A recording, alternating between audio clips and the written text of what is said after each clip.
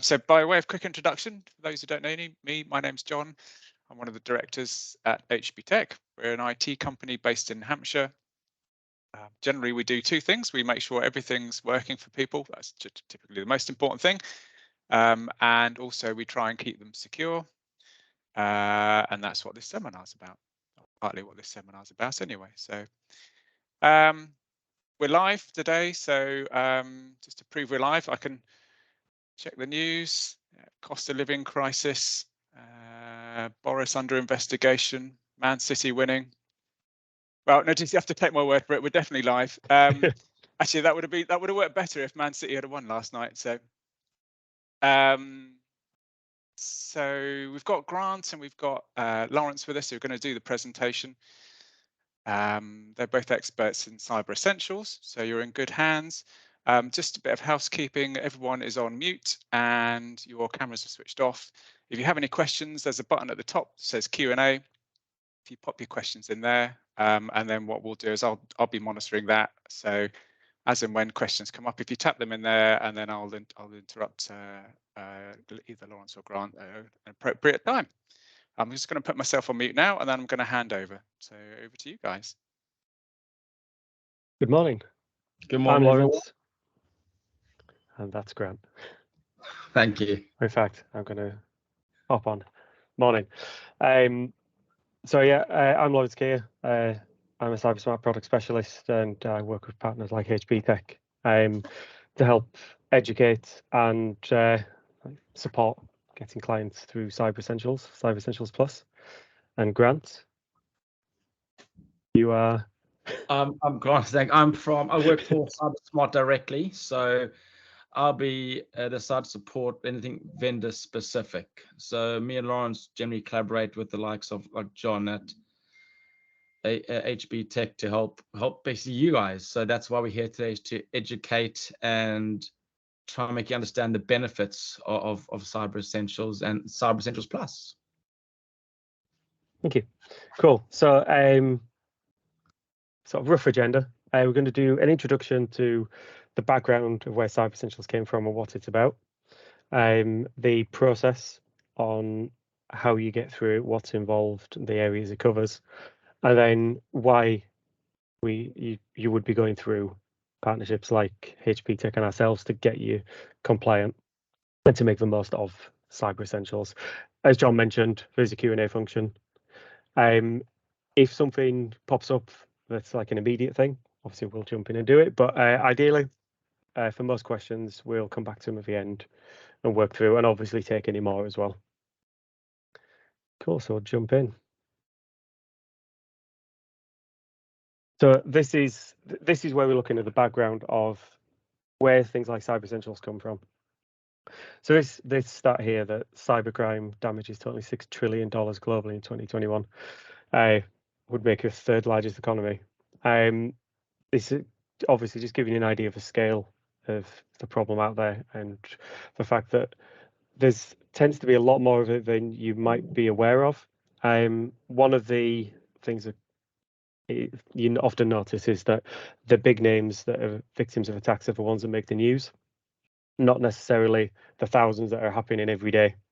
So it does mean that smaller companies in particular can kind of assume that they're not going to be a target because they're not worthwhile. They're only after the big names where we make lots of money.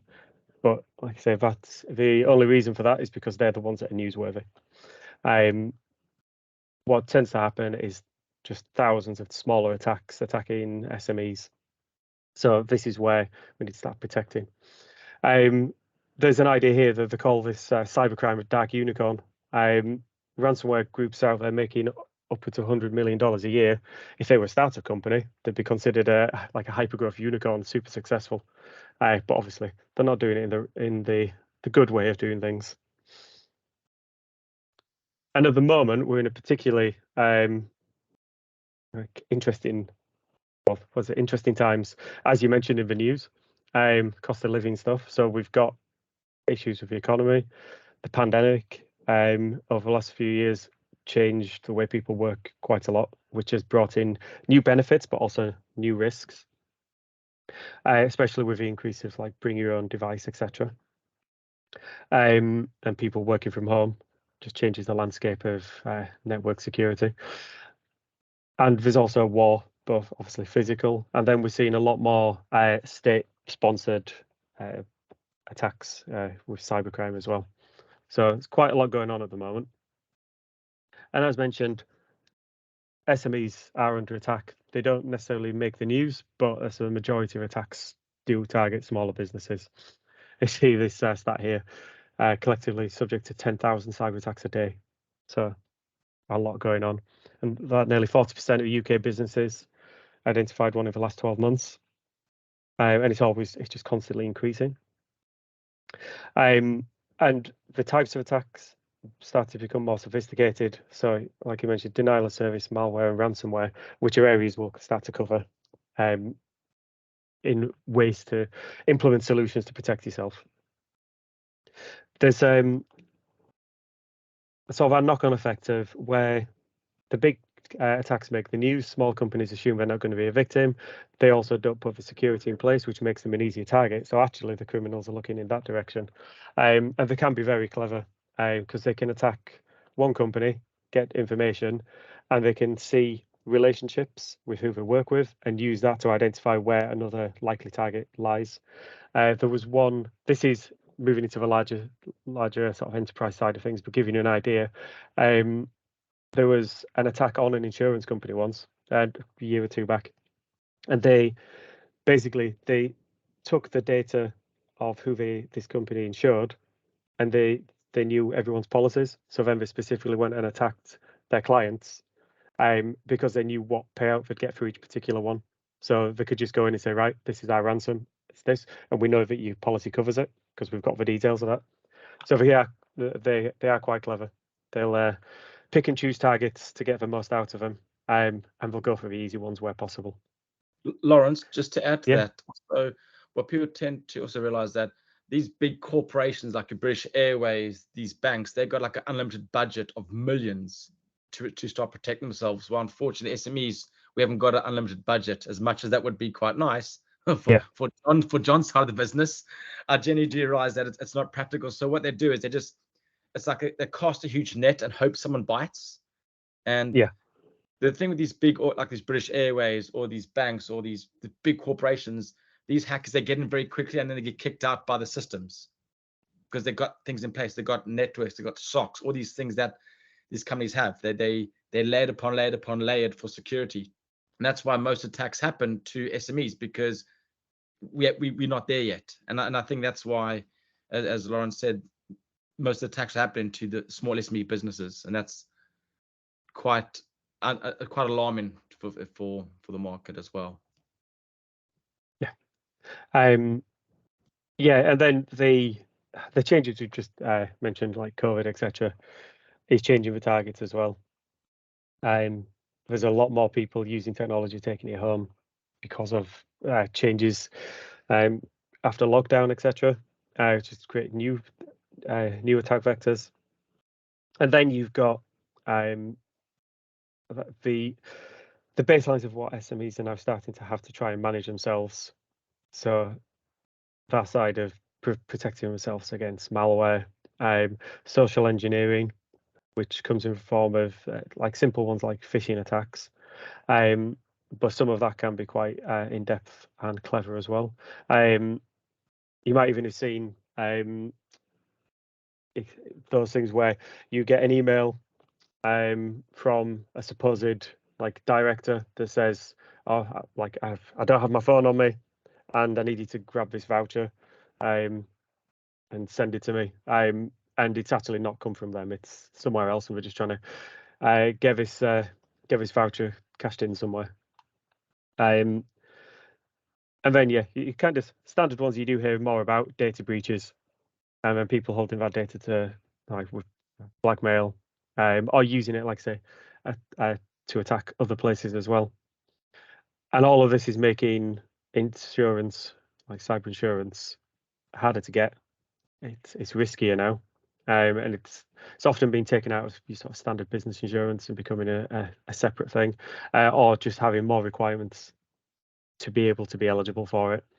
And And one of the things that's quite useful here is you will see that a lot of the time the requirements come down to using cyber essentials to be effectively protected. So you do often see that as one of the recommendations, or at least is the baseline of what the insurance company will ask you will be based around cyber essentials. So it aligns. And yeah, all of these different attacks and the way that the landscape sort of set up means that these small businesses, tend to be less well protected.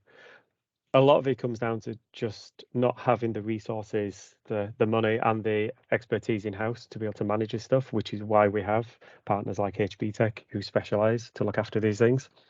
And a lot of security solutions being catered towards that larger scale. A bit like Grant mentioned there, they've got all this equipment to protect themselves, but it's focused on enterprise. And then you've got issues on where things sort of look for the attack. So it's based on the idea of detecting an attack as it's happening or once it's happening, not necessarily protecting first step of stopping it coming in the first place. And covering those personal devices. So if the focus will be on the corporate network or corporate devices, etc. And sometimes if you've got the home workers, you're using your phone for email and attachments and stuff, you're an additional vulnerability without even realizing it. And there is that element as well of human error where it comes into phishing emails and the impersonation attacks, etc. So all of this is starting to sort of gather together to a picture that there are significant issues out there which make everyone vulnerable, and there are limitations on what SMEs can implement themselves without additional support and funding. So it needs to be a way to start dealing with this. And you get this idea that because of the sort of limitations in the expertise side of things and funding, SMEs often lack security policies. They don't do awareness training, a vast amount lacking cyber insurance. And a key one here is this lack of updating software.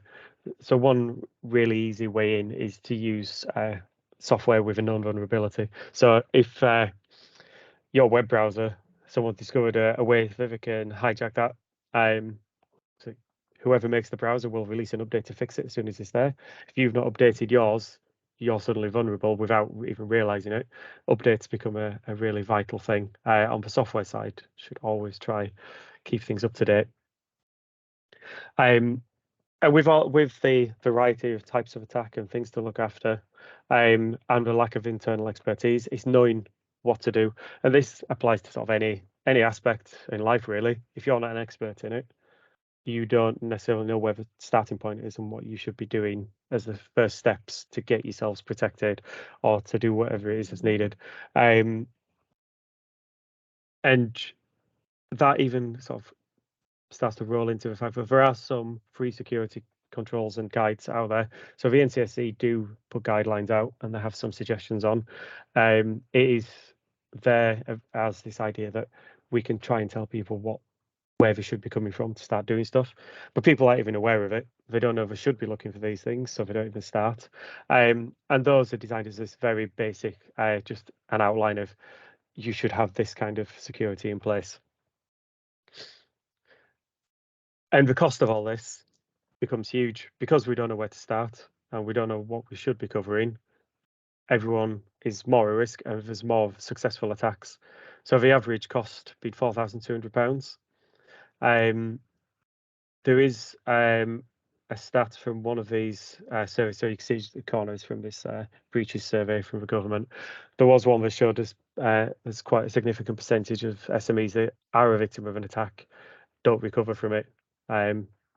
So it can be quite serious for smaller companies. And you've got the sort of general consequences which come from if you are a victim of an attack, obviously it's a financial cost, but there's reputational damage as well, and damage for sort of ongoing contracts that you might have with other companies as well. So it can have quite a lot of knock-on effects. And this is where Cyber Essentials comes in. So Cyber Essentials, back in 2014, It was developed as a guideline system for all SMEs to be able to work through and have a guideline of what security they should have in place for sort of key areas to make sure that they'll always be protected against the major threats, with an idea that it could protect you from, if we're looking for like a significant protection against common attacks, can be very effective. Well over 90% of common attacks can be prevented just by implementing the basic controls that this is asking for. And yeah, as this suggests here, it's like cyber hygiene, like washing your hands. I think of it a bit more something along the lines of an MOT, because the idea is it's an annual process and it's a check done to say that what you've got is the sort of the standard acceptable safe level. So if you're taking your car in and they're checking that your tread's fine and you don't have things rusting away, etc., it's not going to guarantee that it's the best possible safety, but you are at least not doing anything dangerous. And it gives you that certificate that says, yeah, we did a check, you're doing all the right things, you are going to be protected here. And it covers these key areas. So simplified versions is make sure your internet connection is secure. Make sure that your devices are configured in a secure way. So some of those are simple things like not using autoplay. See, someone can't just plug in a USB stick and install something without automatically without you noticing. Having control over who's accessing your data and services, and having a process for that. Having anti-malware. This is an area where I think most people are aware of it, that it comes to like antivirus software and firewalls are kind of the default that people assume is there. So hopefully most of the time those already do exist. It's just building on top of that for these other areas. And as I mentioned before, software updates, they're really vital. There's a lot of guidelines on that in the framework. And basically, whenever there's a software vulnerability, update it as soon as possible. So, like I said, this gives you this really handy guideline now, but for SMEs where you don't have the internal expertise to know where to start off, you've got a guideline that says these are the base areas that we want to cover, and this will protect you from common attacks. And from the back of it, you get an officially recognised government certificate that says you are a Cyber Essentials compliant, and you can use that to demonstrate to your clients, to other companies you might be working with, and to insurance, that you are taking your cybersecurity seriously and are a step above the averages out there and actually doing something about it. There are two versions or two levels of Cyber Essentials. So your standard one is a self-assessment, which as standard, it's a survey to fill in, which covers the basic logic of you should have this security measure in place. Do you have it? And how do you ensure that it's maintained? There's kind of a logic to it. So it will want to know that, do you have anti-malware? Do you ensure it's licensed and used correctly and kept up to date? And like passwords, etc. And the idea is to go through this, ideally supported by your MSP to help you through the technical side. And that gets sent to an assessor to look at, and they will determine if what you're doing is sufficient. If you are, you get a certificate issued. Once you've got that certificate, that shows you're covering the standards, you have the option to level it up to Cyber Essentials Plus.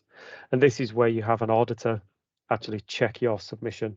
So instead of kind of just taking your word for it, this is the idea that an auditor actually comes along and they'll want to see that, okay, you said you do this, show me it working. And once they've confirmed that everything you've described is working and effective and does what it's supposed to do, you get an additional certificate. That additional certificate often comes in for specific requirements as well. So you'll see if you get contracts, especially Ministry of Defence, you require for that. But there's certain areas around not like government, NHS, and there's some areas with like finance and insurance that can ask for it as well. just as this level of proof that if we're going to work with you, we need to know that you are looking after your cybersecurity to a decent standard. Lawrence, sorry, jump in as well. So with Cyber Essentials and Cyber Essentials Plus, if you look at the supply chain as well, a lot of governments will look at the supply chain of a certain company they want to work with, and some parts of the government want the Cyber Essentials down the supply chain, not just the direct person.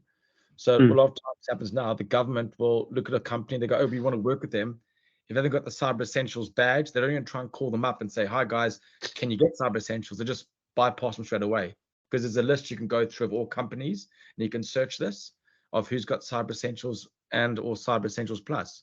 A lot of times some businesses lose contracts because they haven't got it, and they don't even know that, because the government won't call them and go, hi guys, can you get your Cyber Essentials? They just move on to the next company, they can do it as well. So that's why it's important to have it when you obtain it, to put that badge on your website, put it in wherever you can, to tell people and companies you do have it as well. So it is quite a important thing to get if you're looking to branch out to other government contracts, councils. A lot of councils now require it as well. Certain schools, whenever you need anything from the government now, the government might say, have you got a Cyber Essentials? So they know you meet the standard that they've set. So that's why I think it's important to have it as a default to get it. Cool. Yes. That's going into one of the things of why should you achieve it. So yeah. Sorry. No, that's cool. It's exactly what this is for. So yeah, obviously the default thing is to reasons to get it, improve your own security. That should be the default logic to it, that you want to make sure that you are secure, and that you're not a risk personally, I guess. There is the idea that you can get new business and government contracts through it as well. So it opens up new opportunities. Not being a weak link in a supply chain. So as Grant mentioned there, and yeah, there was a study done by Lancaster University that showed that Cyber Essentials being up to 98.7% effective against common threats. So it is a relatively simple thing to implement, but has a massive effect on your security, and help you cover with you bring your own device and remote workers that are a lot more common nowadays. And bring those into scope to look after and manage them and make sure there's no additional vulnerabilities that you're unaware of, and for your customers to be able to show them that you are looking after their data and taking things seriously.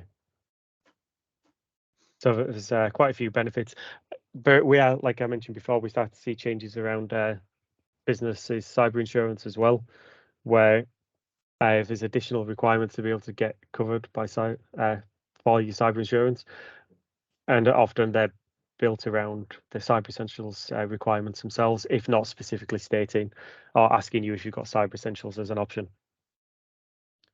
Also, to add to that, Lawrence, that a lot of insurance companies now, that they, as a bare minimum, you need Cyber Essentials. So if you buy if for example, if you get cyber insurance and you've got Cyber Essentials, something does happen, they can say to you, were you compliant? Were you following guidelines? And if you can't answer the simple questions of, yes, we got this, yes, we follow that, they can just pull the plug on the payout.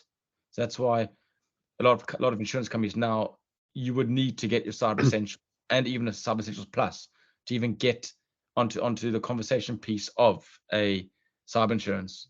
And I think personally, within the next few years, cyber insurance is going to be a compulsory measure for any business. And I do believe they'll go hand in hand with Cyber Essentials, because whether you're a small florist down the road or you have a 20-man or 100-man accountancy firm, they're going to treat it all the same, because I think that's where it's going to end up going, because it's important to protect you, protect your customers, and protect your organization. And I think that's why it should be more now than later, bringing these things into play. But as you know, with the government, things take a lot longer than they should. So that's what I'm saying. It's going to happen. It's just a matter of when, not if. Yeah. So the next page is what I just spoke about. I do apologize again. No, it's not this time. Okay. there's an example that there's a plan for all education establishments to have be required to get Cyber Essentials a couple of years ago, and that's been pushed back because around the time we wanted to implement it, COVID happened.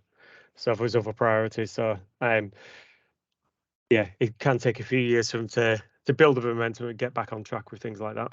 But you will start to see that when it comes to schools and stuff, they'll all start to be required to get it soon, and we've seen it in other areas appearing as well. So then it's how to do it. How can we get you there? So this is where Cybersmart as a certification body to be able to work through the certificates and issue them, and HBTech as an MSP to help you and get you compliant. How can we do it? So the key bit here is that Cybersmart, they are a certification body. They have the auditors and the assessment team to be able to issue these certificates, but they need someone else to actually do the work to get you compliant. So this is where we've got teams available to give that support. So HBTech have their own IT team and experts to be able to help get you configured correctly, get you through the process, get through the survey itself. And we support them. So we will give guidance and specific support where needed to help with getting clients to compliance. And Cybersmart are a massive certification body, so doing over 4,000 assessments a year. Yes, so there's a lot of experience here.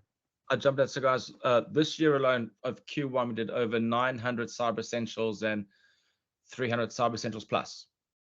And that's basically, we are, as Lauren said, we are the biggest provider of that service, and we do it in a very unique way, which I'm assuming Lawrence will cover in a bit. But yeah, we are the biggest provider, so that means that if something needs to be done extra fast or extra, we can support with the likes of HBTech to get that done as well. So I think on record, our quickest Cyber Essentials ever completed from someone submitting the report, coming back and achieving is 14 minutes. That's 1-4. So they normally take longer, but we do work with people like HBTech to help customers like yourself who, hi guys, we have we've got a tender, we need the Cyber Essentials done in a week. Can you help us? Not a problem. Yeah. And then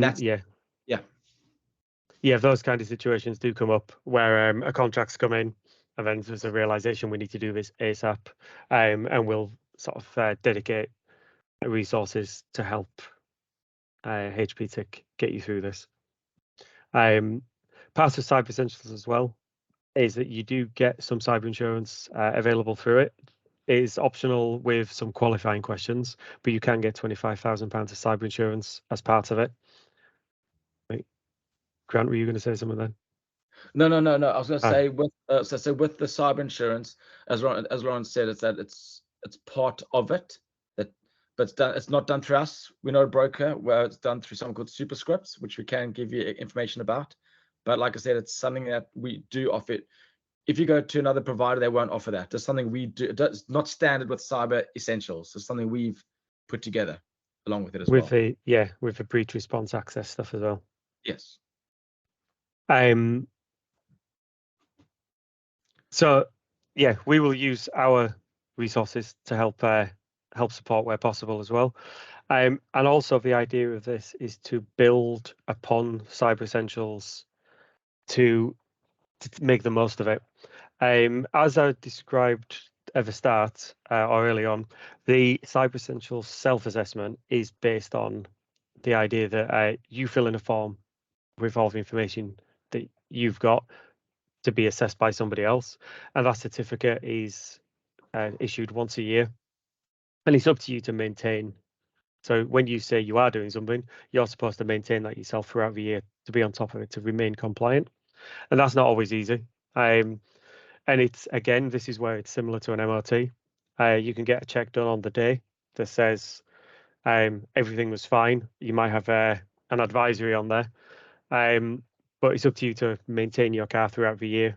So having an MOT doesn't necessarily mean that like your tires are still actually of illegal tread depth, etc. So unless you're on top of it, or somebody else is helping you keep on top of it, you could become a victim. And this is where some of the Cybersmart options come in. So there's the ability to have software on the devices that monitors and reports on any drifting in compliance. So if you've got devices that everything's fine on the day, but in 3 weeks' time, someone changes a setting and nobody else notices, it can be alerted and corrected so that you will maintain that compliance throughout the year. So you'll, at any point during that next 12 months, you can maintain your compliance, keep your security up. And it will check all those key areas. So whether it's how the devices are configured, if it's software vulnerabilities, all these sort of areas are looked after. So to add that, so as Ron said, that with anything that goes out of compliance, what generally happens that John will get notification. So John is always working to keep you guys up to scratch. So it's not like the fact that something goes out of compliance and a month later we go, oh, by the way, it's like live information. So what that does is the worst case scenario happens is that you fall off compliance for a few weeks and then a breach happens. The insurance company goes, were you compliant? The question to ask is, were you compliant at the time of the breach? And if you go, I wasn't, that's a different conversation you don't want to have. So what we do with the works of like John, that should you fall off compliance, you'll get a notification, and then John can do his magic in the back end. But we will call it magic. Let's leave it like that. John will do his magic the back end and rectify it. So you always stay in a compliant loop. You get a new joiner, they join up, or someone clicks the wrong button and they fall off compliant. Even though it's only one person, that's a very weak link in the chain. John get alert. John goes, okay, let's go from there. So it's always feeding back to John the means of, are you in compliance? And John's goal is to make sure all the buttons are green, in a nutshell. Sorry, John, there's a lot of pressure there, but I'm just... I was just going to say, I should qualify. We have a team of magicians. Don't just come to me. So John's team of magicians will be the guys that will make sure you are staying compliant. And that is key. As Ron said, you get the piece of paper saying, I'm Cyber Essentials, but are you still compliant a month, 6 months later? And that's what we do. We give you guys the ability to stay compliant. And so it's a big piece of mind. There's a lot that goes with it as well, but staying compliant is important. That's what John's team of magicians does to make sure you stay compliant. Was that okay, John? Magicians. I was passing the buck to them. Perfect. And all of these tools are designed to cover these key areas. So without going into sort of too much depth, these are sort of the main pillars that you're looking at. So there's elements of this that are baseline requirements, Cyber Essentials, you must have this, and then there's bits that are recommended to boost your level of security. And you've got 3 key areas. So it's the technology itself, so your devices and your software, and make sure that's all done. The processes, which Cyber Essentials will ask you to back up. You have procedures and policies in place to look after things. But the key area really is the people, because you can configure everything correctly, you can have policies in place, but if people aren't following those, doing the right thing, this is where you will get issues. The user is always the weakest link when it comes to this. So what you've got as a sort of key support for it is cybersecurity awareness training, because it's all well and good having password policies in place to make complicated stuff, or having a password manager, but if people don't have the background information on why this has been implemented and why we should use it, they might just still be trying to writing things down on a piece of paper, or even worse, just in a text file somewhere. So awareness training to actually help educate people on why they should be doing what they're doing, with things like phishing testing, so that you can get these simulated attacks and see how people react. And if they do fall victim to it, it's not serious because it was a test, but then you can educate people off the back of it. Using all that for on-device support as well. So part of the Cybersmart app there's some guidance built in. If a user wants to see what's happening with a security check, it is possible to look at that and get an explanation of why it's there, what it's for. Ties into the training side of it as well. The policy side, so you are supposed to have written policies and procedures for all of these areas. So you're supposed to have, for example, password policy that explains password complexity requirements and what to do if one's if suspected to be leaked, etc. So all these should be in place, and you can get support from that for this as well. And obviously, it starts to lead into other areas like GDPR when it's coming into looking after data on there as well. And the kind of simpler bit in this side of things is technology, because it is all about making sure you're configured. So you do have to have your anti-malware, your firewalls, ideally password management. You need to make sure that all your software and devices are constantly updated to make sure there's no vulnerabilities that sneak through.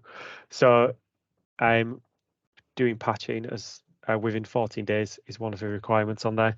And that's one of those areas where it's not as simple as, oh, Windows says there's an update, let's do it. It has to be a managed process where anything that could potentially have a vulnerability is always updated automatically as soon as possible.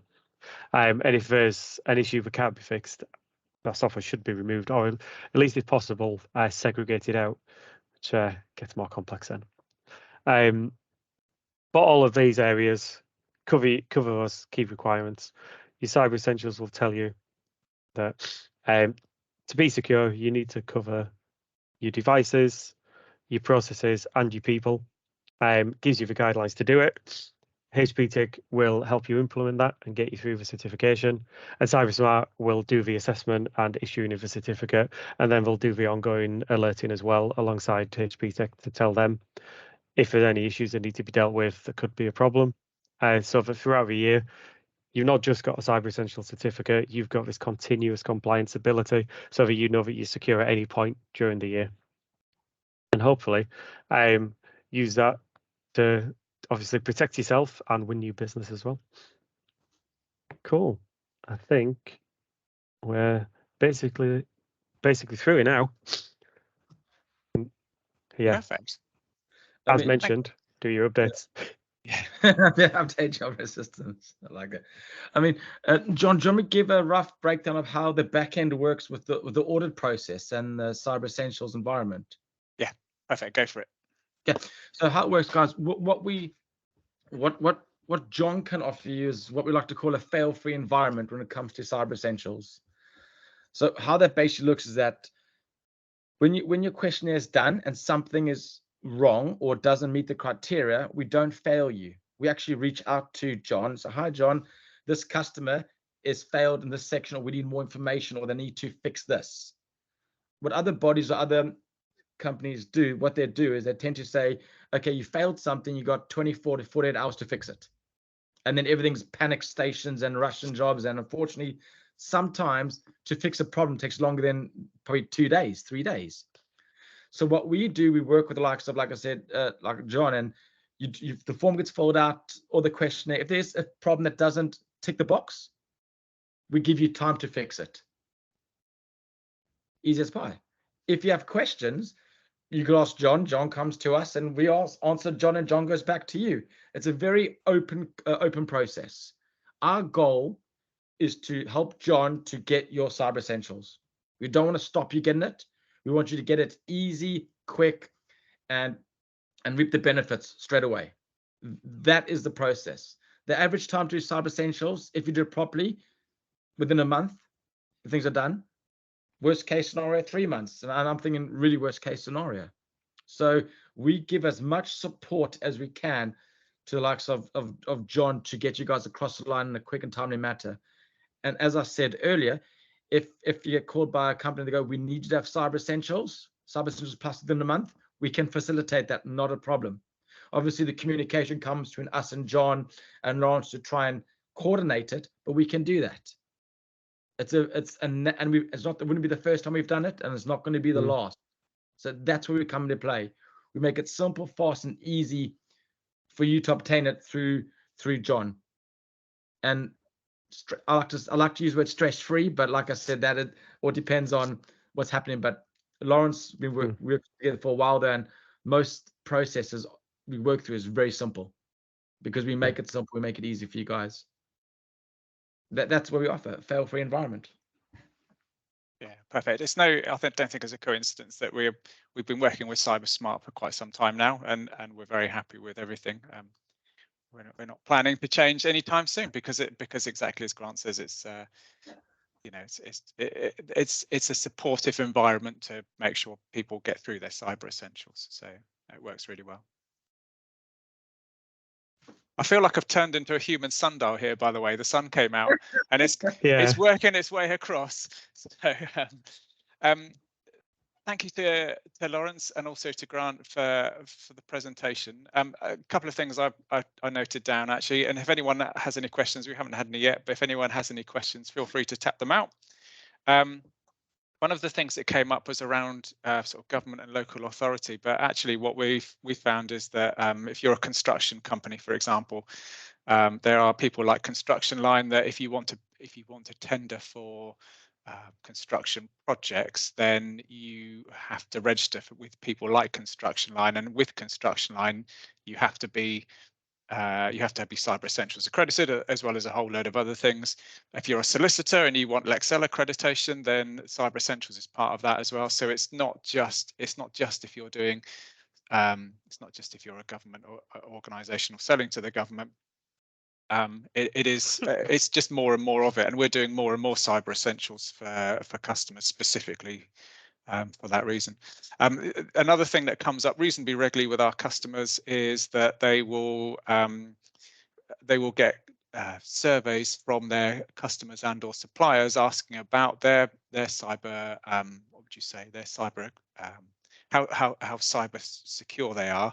And Cyber Essentials does answer a lot of those questions. So you may have a customer that sends you an email, and it'll normally be an Excel attachment, and it'll have 50 questions on there asking questions specifically about that person's or that company's IT security. And Cyber Essentials does cover off a lot of those questions for you, and in a lot of cases it's good enough to say we are Cyber Essentials accredited. So John, because to add to that, also the finance sector as well is getting very heavy. Like 2 or 3 or 4 man bands, they work for the like certain companies. They need to get Cyber Essentials because the bigger companies are protecting their own. And to revert back to like the 50 questions, if most companies who build like a questionnaire for security base it off Cyber Essentials, because that is the government framework. It's not, they haven't Googled security questions and they've just pulled out random from ChatGPT or any website. It's actually based off a government framework. So they know if these questions are asked and they're answered the right way, well, they know that the organization has some idea about security. But if the organization can say, hi guys, look, here's our certification, it answers a lot of questions and even more because they are doing the right thing. Their cyber maturity is in the right direction. So the cyber awareness is in the right direction. And it's ongoing. And like Lawrence said, like it's good to get a piece of paper, but if you could show your insurance company, your customers, or your supply chain, we're doing ongoing compliance, we're going to be compliant 24/7, 365. It adds to your stats of these guys know what they're talking about, or they are doing the right things. And I think that's important as well. It's the message of knowing that if a customer reaches out to you, they know that you're doing the right stuff for security. So their stuff, their data, their organization is also protected. Because I would say the biggest challenge, the biggest threat to you guys is not yourself, it's actually your customers. And it's their customers' customers. And unfortunately, it's a trickle-down effect of who's the biggest threat. Because the more you go down the supply chain, the less security maturity is on there. And that's what generally happens. Because unfortunately, the small one-man company gets breached, then they have access to that company, and it just goes up the hill. And that's what we're trying to avoid. Yeah, no, exactly that. And we've seen that a lot actually, where some of our customers and customer suppliers have been breached. Yeah. So there's no questions as yet. So I will say thank you everyone for your time. Thank you again to Lawrence and Grant. We'll be sending out slides. We've recorded this presentation, so we'll be reaching out to everyone. So if you need anything, then you know where we are, and we hope to hear from you.